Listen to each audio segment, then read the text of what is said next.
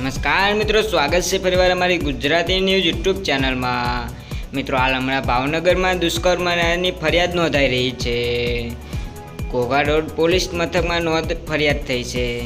શિરછર યુવકે લગ્નની લાલચ આપીને દુષ્કર્મ આચર્યું હતું। પ્રેમસીવાળા નાના યુવકમાં સામે ફરિયાદ નોંધાઈ હતી। મિત્રો, ઇવન 16 વર્ષની યુવતીને લગ્નની લાલચ આપીને દુષ્કર્મ આચરતો હતો। મિત્રો, યુવતીના કુટુંબે પોલીસ મથકમાં ફરિયાદ નોંધાવી છે। પોલીસે પોક્સોની ગુનો નોંધી વધુ તપાસ હાથ ધરી છે।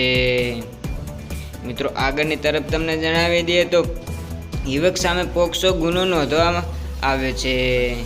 તેની સામે આકરી કાર્યવાહી થઈ શકે છે। મિત્રો, આવા નરાધમ માટે તમારે શું કહેવું છે જરૂરથી એક કોમેન્ટ કરજો અને વિડીયોને લાઈક કરજો।